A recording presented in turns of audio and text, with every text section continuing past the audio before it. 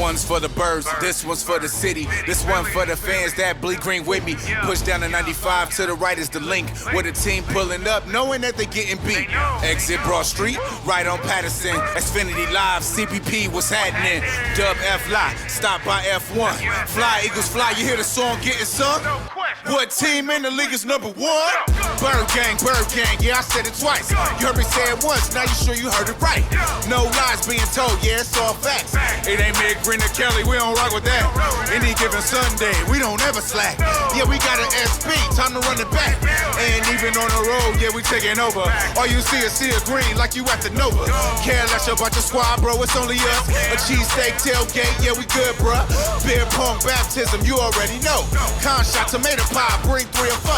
After every bird gang, you know where to be. 4th of Jawn, NBC, in the heart of Philly. About the birds, all about the birds. E-Rock, Gale, Sonics, Hollywood, Heard, look up. Here we go, broadcasting live from NBC Sports Philadelphia studios for the final time in the 2019 NFL season. Welcome to the season finale of 4th and Jawn, episode number 120. Boys and girls, we are about to embark. We are about to participate. We are about to enjoy one of the greatest American traditions there is, and that's enjoying our friends and family and Super Bowl Sunday. Congratulations to the Kansas City Chiefs. Congratulations to the San Francisco 49ers in making it to the big game. But meanwhile, for the rest of the 30 teams in the NFL, while we are getting ready to partake and indulge in that one last hurrah where we show our love for the game of football, just beyond that is the NFL offseason. Yay.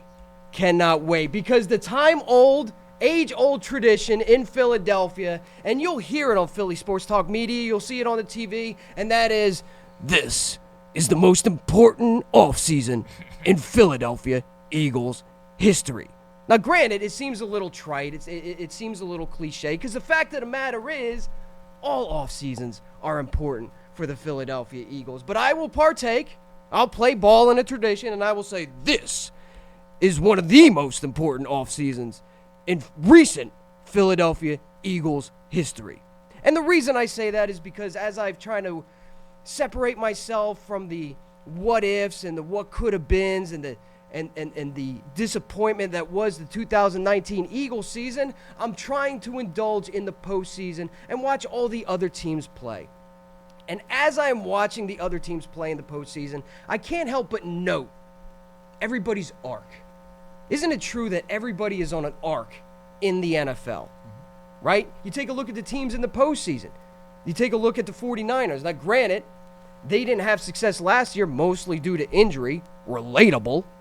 But if you saw what John Lynch was doing, bringing in Shanahan, getting from the New England Patriots the heir to Tom Brady's throne in Jimmy and Garoppolo, drafting Bosa, getting Richard Sherman via free agency to help bring a veteran presence to that secondary and that defense, you knew, if you watch closely, their arc was trending upwards. Now, granted, it skyrocketed. You look at the Kansas City Chiefs arc. 7 years ago, Andy Reid comes on as head coach, goes and drafts himself a quarterback. Quarterback sits behind Alex Smith for a year, learns the trade, comes on, takes the league by storm. Their arc was ascending upwards. They made some key free agent acquisitions. They let some key free agents go. They shed some dead weight. They made some trades, and here they are in the big game. Take a look at the Ravens, right? Last year, when Lamar Jackson was in the playoffs, got bounced out, a terrible performance. We were all wondering whether Lamar Jackson was big trust, was the truth. And then all of a sudden, they pair the right quarterback with the right offensive coordinator, go out in free agency, get the right running back, and man, their arc skyrockets. What about the Patriots? Where's their arc trending? That's Up or down? Trend. That is a downward trend. Plummeting, as a matter. You have New England playing in the wild card in Foxborough for the first time in what it seems like forever. Tom Brady's out in Las Vegas talking to that half-man, half-Muppet Mark Davis. Now the rumors are he's going to be an LA or a LA Raider. Listen to me, old head over here. But they're trending downwards. What would you say about Aaron Rodgers and the Green Bay Packers? Still not talking to his family. Are they trending upwards? Are they trending down? Where are they trending? Aaron Rodgers is going to be another year old. I would argue maybe trending downwards. Same thing with Drew Brees. Another year older, missing yet another opportunity, trending down. The whole reason why I'm bringing these examples up, and the whole reason why I'm saying that this offseason for the Philadelphia Eagles could be one of the most important offseasons in recent Philadelphia Eagles history, is because when I looked in the mirror and I said, where are the Philadelphia Eagles trending? Couldn't answer the question. I don't know. They could be trending up. They could be trending down. There's arguments to be made for both.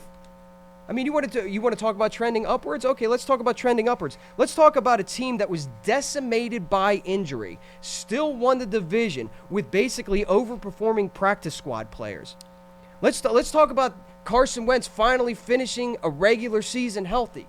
Let's talk about the Dallas Cowboys and the Washington Redskins and the New York Giants. Let's talk about a team that Jeff Mosher tweeted, Eagles finished 12th in points scored, 4th in third down percentage, 3rd in red zone efficiency despite major injuries. You can make an argument that if the players come back, that need to come back, and come back healthy, that the Philadelphia Eagles once again will be trending upwards. You could also make the argument that they're trending downwards. You can also make that argument. Yeah, absolutely. You know, it's a little awkward last episode having to watch from my hotel room in Valley Forge Casino. Jason Ashworth did a fine job. Shout out to him for filling in for me. But as you guys really dissected the roster and the offseason moves and who's going to stay and who's going to go and the areas concerned, man, I'm looking at this roster and I'm going, there's a lot of work to be done. What do you do at the wide receiver position? There's going to be key offensive line members leaving, whether it's Big V or Jason Peters. Do you have all those positions filled? What are you doing at defensive end? What are you doing at linebacker? The secondary is a monster question mark. 2 cornerbacks, your starting cornerbacks going into the season being free agents. Malcolm Jenkins isn't going to play underneath that contract. Rodney McLeod's a free agent to be. Major question marks. The Eagles can go in either direction. I don't know which way they're trending, which is why this offseason is, in fact, so crucially important. The Eagles are going to have to find a delicate balance between rebuilding, retooling, infusing this team with young, talented players, with youth, cheap, talented players, and winning now. Because Philadelphia Eagles fans, let's level with each other, right? I know you know me, and you know anything short of win now simply is not going to fly in Philadelphia. So it is so incredibly important this offseason to find the delicate balance between winning now and being responsible, winning now and rebuilding, winning now and not being as foolish as they have been. Take what you've done right and learn from it and repeat it. Take what you've done wrong, especially in the last 2 years, learn from it and move on. They're going to be aggressive in free agency. They're going to have a lot of draft capital to play with. It's going to be so important. But even though I'm getting ready to party for the Super Bowl, and it's going to be a long off season, I am, in fact, looking forward to it. Mr. Gail Saunders, Eagle Sessions on Twitter, how are you doing this evening? I'm doing good. I mean, the Super Bowl's coming up. Our squad's not in it, so I'm a little sad by that. But Understandable. Just talking about this team getting it right. I think it's the get it right tour. Howie Roseman really has to be on his ish this offseason, making sure the right moves are happening, making sure they have the right coaches in place as well, but just thinking about, like draft season having multiple picks, which is very huge. Like in the last couple drafts, we've had very short amount of picks. Yep. We moved up, we did some other things, but we're going to have a lot of capital. Those comp picks are going to come in healthy and handy, but I think, this personnel group, they really got to get it right. And if you really want to ball on a budget and make really, big moves in the off season, you got to get it right, man. Like, hitting on these draft picks, is so imperative 100%. To like saving money, having these guys on fixed contracts moving forward. I think that's most important. But I think, we want to get back to the Super Bowl. We don't want to be trending down. I don't want to be sitting here watching Super Bowls for the next 5 years and be like, oh, that's great, we could have been there. I think it's, I I want to be on Broad Street again for the second time with my boys. You want to taste it again? Just crying like a kid. A kid. A kid. But I mean, living a dream, and that's the delicate balance. That's the delicate balance that they're going to play between retooling and going for it all now. Win now versus rebuild. Because you can't have it both ways. You can try to play it both ways, but often at times I find that when people try to play it both ways, you stay even. You're either trending up or you're trending down. If you're staying even, by proxy, you are trending. If you're not moving up, you're moving aside for somebody else. So again, crucial, important offseason. Evan Hollywood Hearn, how you doing this evening? I'm doing all right. We're coming off of what I consider one of, probably, the Super Bowl is very exciting, but I think that the championship weekend is probably the most exciting weekend in football. Just based off, you get two very action-packed games versus the one. You get, any team that's left in championship weekend is a contender, is a really good team. I thought that we had some good football. I thought it was very interesting coming off of what you said, just the downward trend of different teams across the league, Aaron Rodgers in particular. And the Green Bay Packers. And just to build off what you said in your opening, is that now more than ever is an important time to really get this team right, because as I'm looking at all these downward trends of the pillars that have been the NFL of the past, the Patriots on a downward trend, the Saints with an aging quarterback, the Green Bay Packers with an aging quarterback. These are all teams that have been perennially elite teams in there every single year. So now what I'm seeing is that the NFL is up for grabs. So you really need to cash in on some draft picks, cash in free agency, and build a team. Because right now, I think going into the next couple seasons, it's really anybody's league. It's whoever's willing to take a grab at it. And now, don't get me wrong, it was very refreshing this postseason to see some fresh faces in the playoffs, to see some new up-and-comers in the playoffs, and to see, some regulars in there, but honestly, to see the regulars kind of get bounced out a little early. Yeah. I was worried a couple years ago about the state of the NFL. What is going to happen when the Bradys finally hang it up, when the Drew Breeses are washed, when Peyton Manning finally retires, Ben Roethlisberger, all these quarterbacks. What happens when this generation of quarterbacks moves on? Where's the league going to be? And to my pleasant surprise, and it didn't take very long, Not at all. there has been such an influx of great quarterback talent. Whether you're talking about Patrick Mahomes, whether you talk about Garoppolo, the two quarterbacks that are going to be featured in the Super Bowl, whether you talk about Lamar Jackson, whether you're talking about, hey, you want to throw in Carson Wentz, Jared Goff, all these different players, it's refreshing and fun to know that the league is going to be in good hands from the marketability standpoint of these quarterbacks that are going to carry the league forward. It was refreshing to see those things. But also it dawned on me while we're talking about arcs, look, dude, some of these old head quarterbacks that we're talking about, some of the guys that have been perennial playoff contenders for years, some of the quarterbacks that we've looked at every single year and saying Aaron Rodgers is capable of bringing this team to the Super Bowl every single year. Aaron Rodgers, for as great as he has won Super Bowl. Drew Brees, for as great as he has, all-time leader in passing touchdowns and all the records that he has, yada, yada, yada, won Super Bowl. Ladies and gentlemen, boys and girls, it is hard in the league to win a Super Bowl. It is just as hard, if not more difficult, to get back.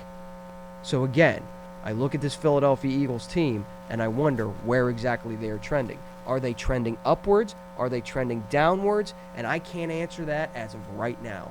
All I can do is sit back, hope that Howie Roseman learns from his mistakes, also learns from some of the good things that he's done, and gets this offseason right and is able to find that delicate balance between winning now and preparing for the future. A big part of that equation, a giant part of that equation, is what exactly the Philadelphia Eagles are going to do at offensive coordinator. That is a huge issue. And listen, I know right now a lot of Eagles fans are in panic mode. It's panic mode out there because they don't think anybody wants the job. Oh my God, we fired Groh, and now all of a sudden we can't find anybody to replace him. Eagles interviewed USC quarterback coach and offensive coordinator Graham Harrell on Friday, expected to remain with USC. First of all, let me address that one. Just because a college coach is expected to stay with his college team does not mean that the Eagles didn't take a pass on that individual. Everybody's out there assuming that he took a pass on the Philadelphia Eagles. The Eagles aren't going to come out with a statement and say, no, yeah, he interviewed, we were exploring opportunities, we chose to take a pass on him. They're never going to come. That's bad football business. That doesn't happen in the NFL. So you're not going to hear that. But what people are automatically assuming is that, he didn't want the job. He's going back to USC, right? Yeah. I mean, I think, the other guy, Urban from the Ravens, he went back to his spot in Baltimore. I just think, if you're coming here, Dougie P is calling the plays. Right. You just have to come to reality that you're going to be sort of a consultant, kind of like a game manager, his wingman, pretty much. So, I mean, I think there's a lot of good guys out there. I think one guy that I'm leaning towards right now is Caldwell. Yeah. He's got a guy that's not shooting for your position. He can mentor. He's got some Super Bowl on his resume. But I think, Caldwell, is he a guy that is he going to push Dougie P? Can he push Carson Wentz? Is the main thing for me. He's played with guys like Peyton Manning, Joe Flacco during the Super Bowl run. So I think whoever can get the most out of Carson Wentz is the guy that I want at this moment. Yeah, I mean, sorry not to step on it, but the USC guy. The point I'm trying to make is the USC guy is expected to go back to USC. That doesn't mean that he was the right guy for the job, or the Eagles said thanks, we'll get back to you, or thanks but no thanks. You talked about Urban down in Baltimore. Harbaugh actually okayed that interview request, which I was kind of surprised at. But he wanted to stay with the Ravens. To be honest with you, some people just want to stay in the spot that they're at. Why would you want to leave the Ravens? Honestly, why? Anybody on the Ravens staff right now, why would you want to leave? So I don't blame the guy for wanting to stay with Baltimore. And then you have Kafka, who the Eagles were rumored to be interested in. And I was kind of, although he's a little bit of an unknown, I am certainly not going to judge a former backup quarterback of the Philadelphia Eagles, who had his tutelage under Andy Reid in Kansas City, may not be calling the plays, but is coming in to help the offense out. I am certainly, and no Eagles fan is really in the position to judge that kind of thing right now. Because it kind of worked out with Doug Peterson, didn't it? But when you take Eric Bieniemy, who's their offensive coordinator, who's probably, and rightfully so, going to be a head coach somewhere, it's just right for Andy to want to retain somebody from his offensive staff to then go ahead and call the plays. So, okay, all right, Kafka didn't work out.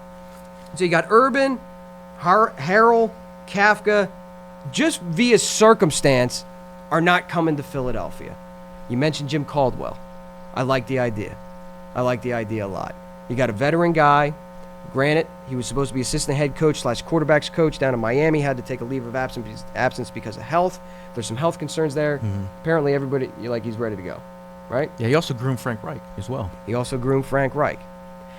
What I'm getting at is I don't think the Philadelphia Eagles offensive coordinator position is an undesirable one or really doesn't have, kind of any sort of clout in the NFL.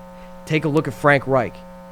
He wasn't calling the plays, but guess what? He used the Eagles to then continue his coaching career and be a head coach in Indianapolis. So it's not like you look at the Eagles and you say this isn't a good gig. It's a good gig, and it's going to lead you somewhere in your coaching career. You know what I mean? So I don't. Plus, I think the play calling aspect of it, as you mentioned in the beginning, it's a little overblown. Not for nothing. But if the New Orleans Saints offensive coordinator position was open, Sean Payton's calling those plays. You go into it knowing Sean Payton's calling those plays. Are you in turn going to say no to the Saints? What? Why? Why would you? Why would Andy Reid in Kansas City is calling those plays. Andy's always called the plays. Is he still? I think they're splitting duty. That's why I was curious. I was going to ask that question. Is that guy calling the plays? I think he did. He did the alley-oop for Doug Peterson, which is you're going to call plays for the last couple of games, if that's even true at all. But Andy's running that offense in Kansas City. You're going to turn down an OC position in Kansas City? Sean Payton's calling the plays in New Orleans. If you were to go to McVay and be his offensive coordinator with the Rams, you're going to turn down the Rams position because he's calling the plays? No, it's a good stepping stone. So again, I don't see the Eagles' offensive coordinator position as an undesirable one. I see it as one that can advance your head coaching career. I'm just seeing this as like a whole lot of matter of circumstance. Yeah, I think they also have to bring a guy in with some really good ideas. You know what I mean? Like a guy like John Gruden. Jay Gruden. He actually, he might not be the best head coach, but if he has some good ideas, he also shares the same agent as Doug Peterson, Deuce Staley, Press Taylor, Gail Saunders. So maybe if he's trying to rebound, get his career back on track, maybe it's an opportunity to, join the squad. Yeah, I mean, Jay Gruden, I don't need Jay Gruden hanging outside of Fido early in the morning. I kind of like that. Smoking a J. You kind of like that? Smoking a J, hitting on college chicks. I don't need my OC. Maybe he was bonding with players. Who knows? You want somebody who fits the culture of Philadelphia, and all the coaches of Philadelphia are kind of held to the highest regard, the highest standards, and that's which is why, once again, Jim Caldwell. That's my guy. Seems like such a natural fit. At first, with the Jim Caldwell thing, I was like, man, I don't know. You ever apply for a job and you're kind of overqualified for the job, right? Naturally, you're going to go find another job. You know what I mean? So my biggest concern with Caldwell, besides the health thing aside, was the fact that this guy is so extremely overqualified for an OC position where he's not even really calling the plays, whether he's more designing and helping influence the game plan. You know what I mean? That it's like. What about the opposite? What about the opposite? What? The self-announced Dan Orlovsky wants to get some type of coaching gig. I like the idea, but you can't just come in and be a offensive coordinator. I don't even think you can come in as brief as Mike Kafka's career has been post his playing career. I don't think you can just like jump from one thing to another. Like you have to have a coaching internship. There was rumors about Hines Ward being a wide receivers coach. Trey Thomas from the 97.5 The Fanatic Morning Show was a coaching like you have to get your feet. You can't just jump in with both feet. DB coach too. Yeah, Dawkins. You have to have some sort of even Connor Barwin at the moment was brought on to be. They made up assistant. He's the assistant to the GM, special assistant. Assistant to the regional Sounds manager. like you just made that up. No? It sounds like they just made That's it the up. job. But listen, the more qualified guys you have in the building, and if that's Connor Barwin's goal is to be part of a front office, then you do it. Very far and few between do you find the John Lynches of the world where they just jump into a position and find success. That is very rare. But while I do not think that the Eagles' offensive coordinator position is an undesirable one, I do think they need to act relatively quickly on this issue. They can't continue to poo-poo around the issue, right? Because not for nothing, you got Deuce Staley in-house, who, to my knowledge, has not interviewed with anyone nor garnered any interest from anyone. You don't want any hurt feelings by Deuce Staley because you keep reaching out, getting denied, reaching out, getting denied, reaching out, getting denied. Not that the job isn't undesirable, but there's circumstances behind it. And then you turn to Deuce and you say, you want the job? If you're Deuce Staley, are you going to take that kindly? Yeah, no, I understand. To get back to the Caldwell thing, though, I think that, just hear me out here. Do you think age could possibly be a factor in this whole situation? Because I'm looking at it. Pete Carroll's the oldest head coach in the league, right? He's at 68 years old, and Jim Caldwell's 65 years old. So you put in a few years with this team, all of a sudden, you're pushing 70 years old. Do you think that maybe something that where you're not a head coach and you have someone else calling the plays, and not saying it's not an important job, but you have a little bit less on your plate? Do you think that could be a factor in him wanting to come here? That could be, that 100% could be a factor, especially if you're dealing with health concerns and don't want to have that amount of stuff on your plate. Right.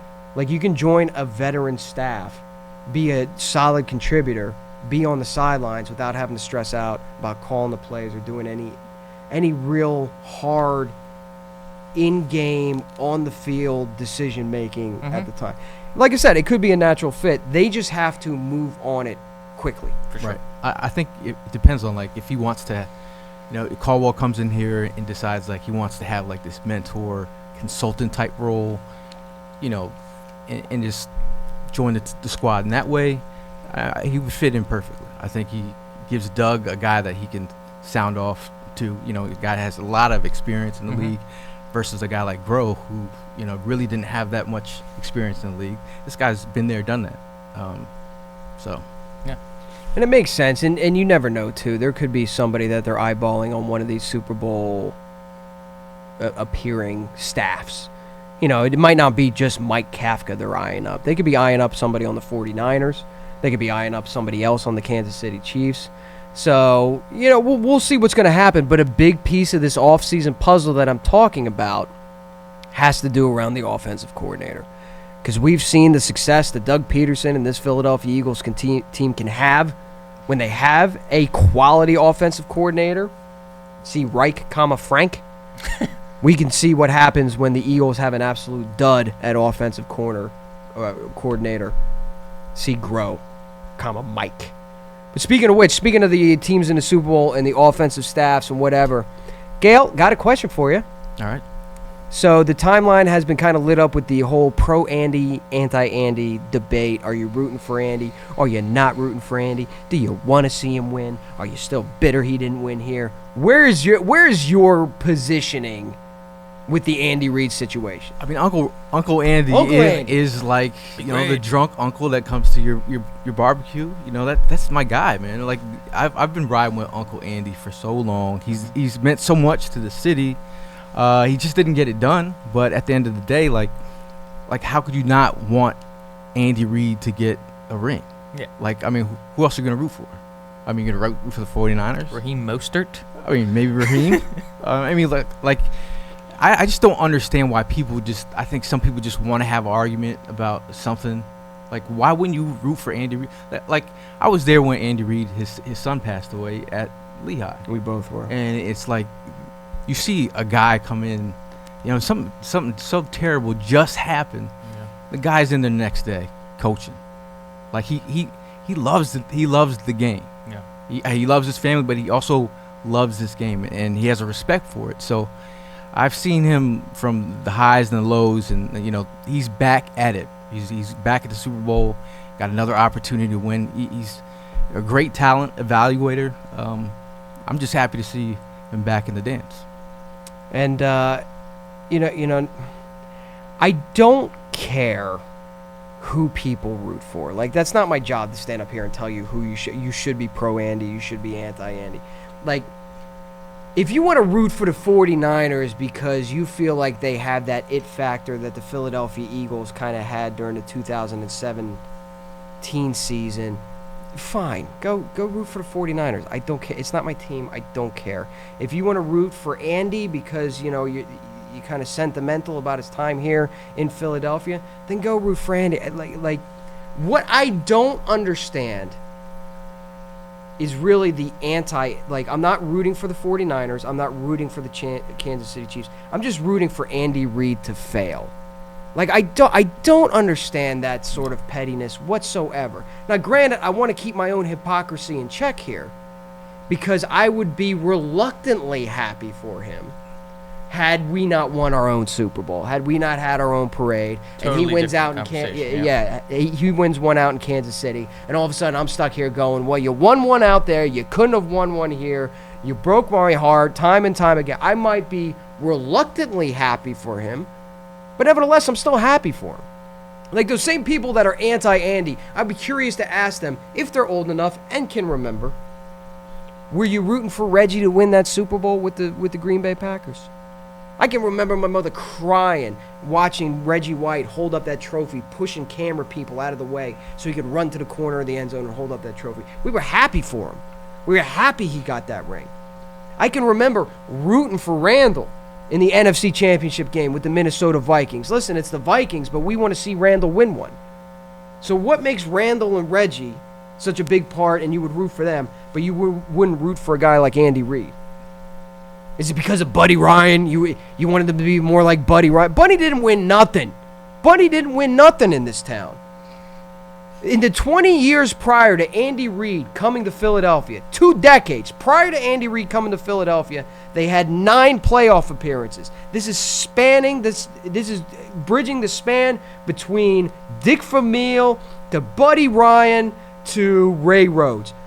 9 playoff appearances, 5 playoff wins, 1 NFC Championship game appearance, and 1 Super Bowl appearance in 2 decades prior to Andy Reid being here. Post Andy Reid, almost happened for real, not for play. In the 14 years under Andy Reid, right? Playoff appearances, 8. 1 less playoff appearance than 2 decades.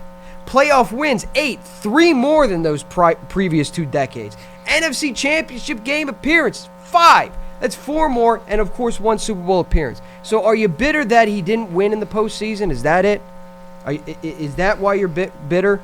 Eagles' regular season record of 119, 72, and 1. We all remember that one. That was when the Donovan forgot there was an overtime. Remember that one? So maybe he should have coached the guys up a little better on the rules to overtime. Postseason record 10-9. I think therein lies the anti-Andy sentiment, where because he didn't win the big one or because he came up small in big games, like there it is. And I just got to say, like, let it go. Let it go. We won one. We have a Super Bowl. It's okay to be happy for somebody else who is a former head coach to win a Super Bowl. I mean, he gave us Doug Peterson. He talked Nick Foles out of retirement. Mm-hmm. I mean, his scent is all over the squad. He's drafted a lot of players on this team. So, I mean, at the end of the day, it's just a matter of, I want to see a great game. Or like, how many times have we rooted against the Patriots? Anyone who's playing the Patriots, I'm rooting for. So I just want to see the big man have a smile on his face and do the Kool-Aid, run through the wall. Oh yeah, get it done, Andy. Plus, I don't think he needs the ring. I don't think he needs the hardware in order to be considered a Hall of Fame head coach. That would solidify it, though. But that would certainly solidify it. Yeah. Like, I think Andy, regardless of whether he wins the game or not, is he looking at me sideways? Is he looking at me sideways? I said he needs it. You don't need it. No, but I mean, for personal, he needs that ring, bro. He needs that. 6th all-time regular season wins, 207. Behind only Don Shula, who has 2 Super Bowls and is a Hall of Famer. George Halas, 8-time NFL championship, and one of the founding fathers of this entire National Football League. Bill Belichick, who arguably could be the greatest head coach of all time and had 6 Super Bowls, 2 as a defensive coordinator, 8 in total. He's wearing 8 rings on those fingers. Tom Landry, who has 2 Super Bowls and is a Hall of Famer. And Curly Lambeau, who, given 2 more seasons, Andy Reid was surpassed. Those are the only coaches with more regular season wins than Andy Reid. Now, granted, all of them have Super Bowl rings. It would certainly cement it, but I don't really feel like he needs the hard. I don't want Andy being like the Dan I was just about Marino to say, yeah. of head coaches. Like, he was great during the regular season. During the postseason, he would kind of crap the bed. Plus, you take a look at like recent Hall of Fame inductees. Bill Cowher, who was just told live on air. By the way, if you haven't seen that video, I watched it like 3 times. Oh, it was awesome. Jimmy Johnson was great. Yeah, it was. I like how they're doing it now. That's a great way to surprise some on-air people, because they never see it coming, and all of a sudden you see that lip quivering, and they're like, "Oh my God, is this the leg for real?" on that one. Yeah. I really thought Jim Johnson was going to have a heart attack. Yeah, for real. Hey, you left one stat about Andy Reid. He won the punt, pass, and kick competition when he was 13. You know what? I did. Disrespect. Disrespect. Put his bust in the. Dude, imagine how goofy like an Andy Reid Hall of Fame bust is gonna look like. It's just gonna be this massive head, and then just his. How do you do the mustache? The walrus. The walrus mustache. How do you properly get that big of a mustache in bronze? It's going to be interesting, but it's going to happen someday. Bill Cowher, 149 regular season wins. Again, Andy Reid, 207. Tony Dungy, who was a Hall of Fame, who's announced into the Hall of Fame. Granted, he has his ring. 139 regular season win to Andy Reid's 207. Don't think he needs to win the Super Bowl in order to be a Hall of Famer, but certainly we don't want him to be Dan Marino'd into it. I'm feeling confident about Andy going into this game as well, because I'm looking at it and I think it's pretty fair to say that going into this game, Andy Reid, this is the best quarterback he's ever had going into the Super Bowl, going into the postseason. Probably the best quarterback he's had on his roster.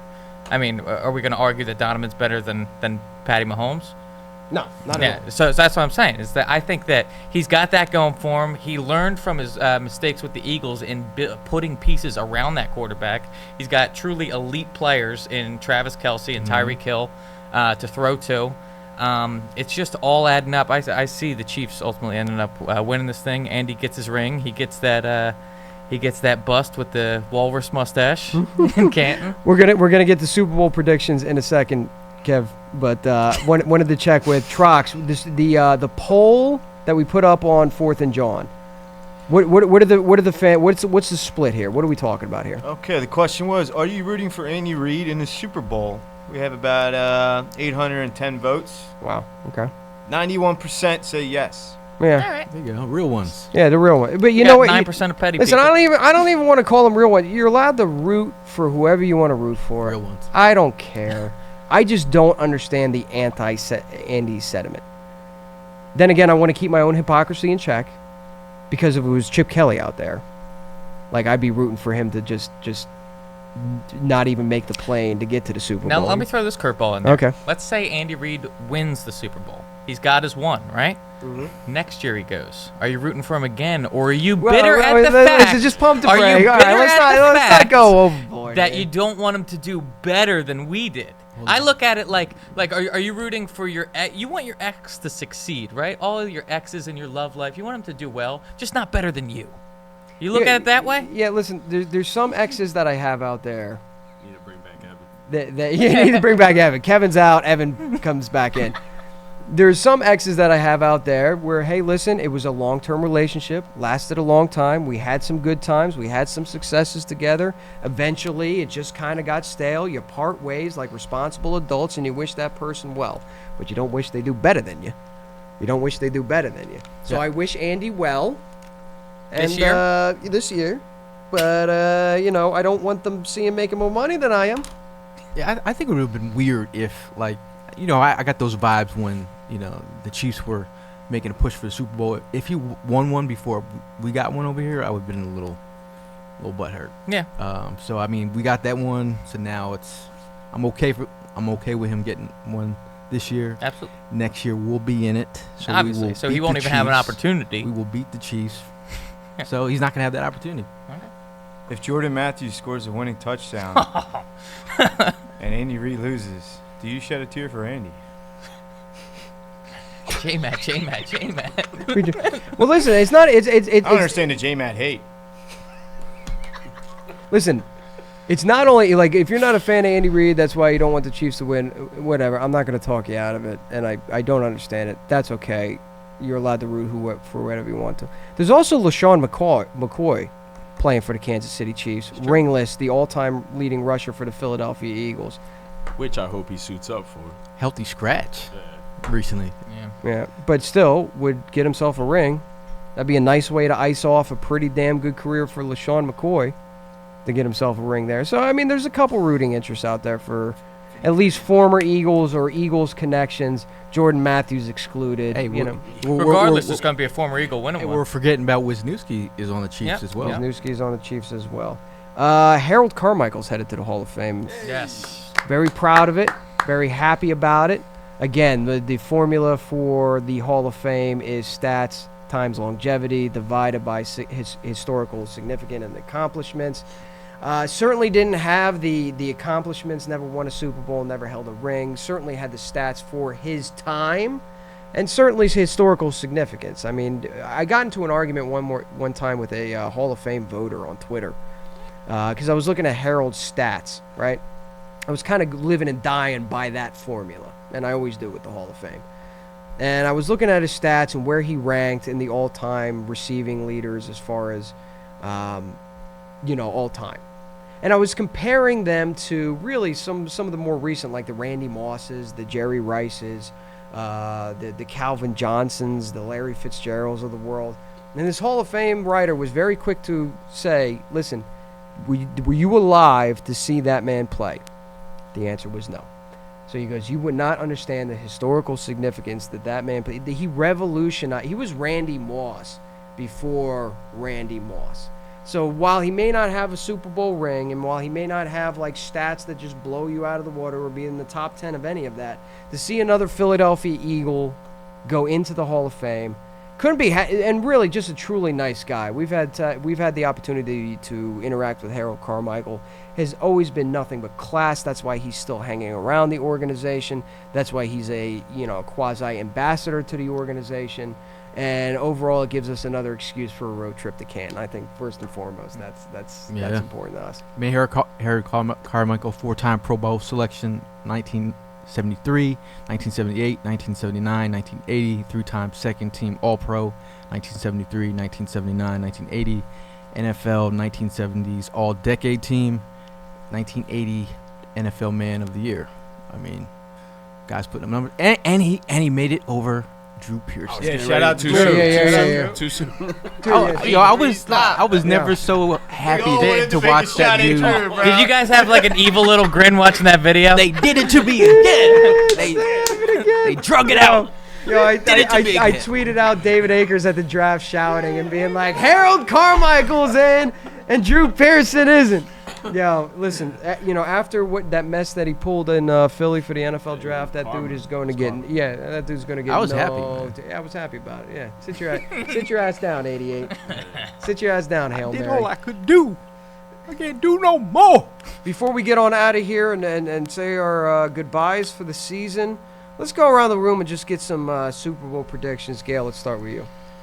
I'm just glad the best offensive team, best defensive team is in there. I think it's I'm looking at the quarterback, Mahomes. I think he's gonna make a couple big plays that would be the biggest difference. I'm going with the Chiefs by 2 touchdowns.